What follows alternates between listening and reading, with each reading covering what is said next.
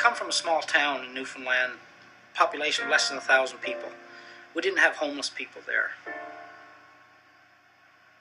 There were people who drank, for sure.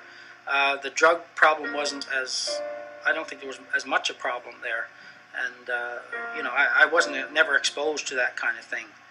So, you know, seeing people who suffered from these addictions and who were bound by these addictions was a real eye-opener. And it really tugged at my heartstrings that, you know, there's got to be help for those people. My dad dropped off some boxes of food once, and he said, "What are all those kids lined up down the block for? Is that a rock concert going on there?" And I said, "No, Dad, that's a soup kitchen, and they're there to get something to eat."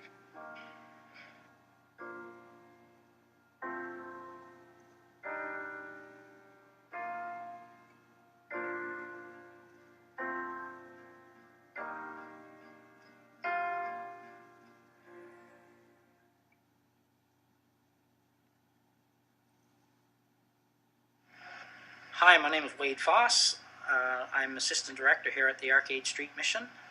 When it comes to soup kitchens or hostels or whatever the case might be, people automatically assume that all these people are homeless, they're all drug addicted, they're all prostitutes, they're all alcoholics, they're dirty, they're smelly, whatever the case might be. And for some individuals this might be the case, but every one of these people, they're individuals, they're people.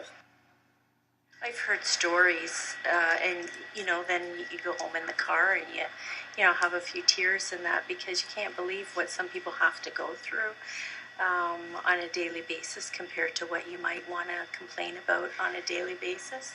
But I must admit that when I came here, I wondered how was I going to do this, because I hadn't really brushed shoulders with these people. And I just said these people, and I wish I hadn't said that, because, you know, like that's not how we should look at it. So, but I guess what I mean is, you know, I guess I grew up and I work with and I go to church with different people, and so I did wonder, you know, how I would fit in here. I guess I just decided the first night I started, I just thought, I'm just going to pretend that this is my living room, and I'm having these people over for dinner. There are a lot of different reasons why people come to the Ark. I think that the number one reason is that the Ark is a safe place, and people will tell you that. You know, we have programs, tutoring, computer classes. I have Arkware, our used clothing and houseware store. But I really think that because the Ark is a safe place, they can come and they can hang out. We don't hover over them trying to find out what they're up to, that kind of thing. And they sit and they can relax for that couple of hours in the afternoon or during the evening meals and feel safe. And when you live in a marginalized culture, feeling safe is a big thing. I was an iron worker for 30 years, and due to some health problems, my legs gave out, and I could no longer work.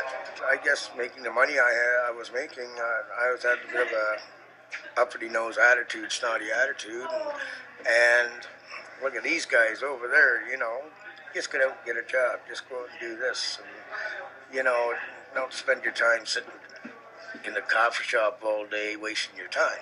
Get out and do something. But as I say, then all of a sudden I couldn't work, and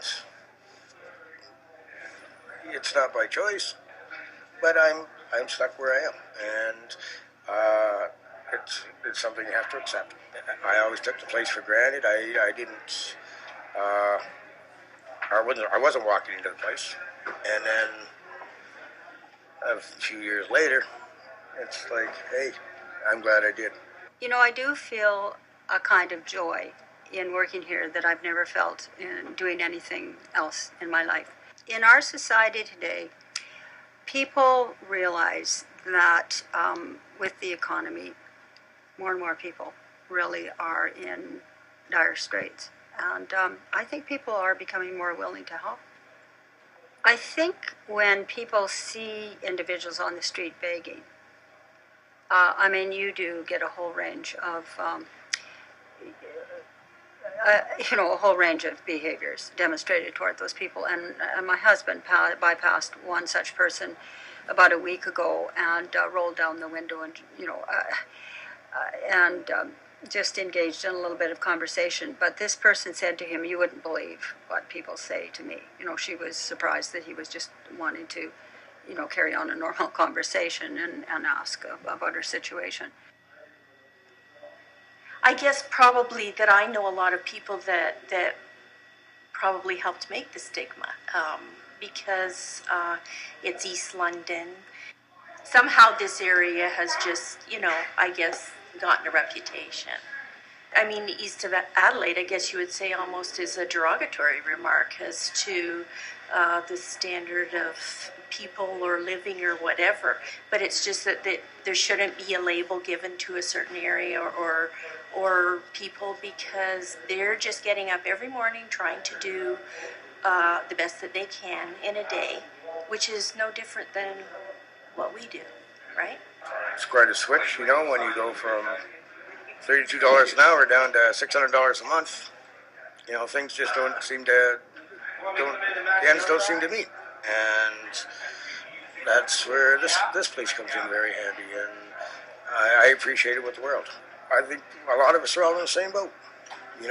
Hard times are really hard to meet now, and you need a place to go. It's frustrating out there in the streets, and it's like a safe haven. For me, feeling safe is probably something I take for granted. And if you're living on the street, or if you spend a lot of time on the street, being able to go somewhere and sit and just relax, have a free coffee and a snack, it goes a long way.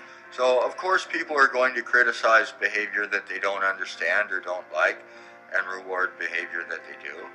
But let's hope that they're not all deceived so easily, and that they do look into things a little bit further and a little more closely.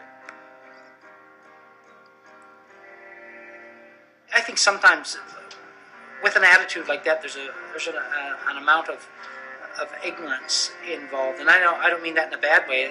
Ignorant to the big picture of the story in that person's life. They didn't get to where they were.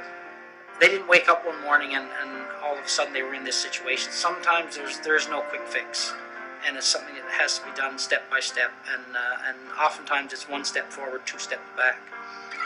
But we have to focus on the one step forward, and then that's when we have success.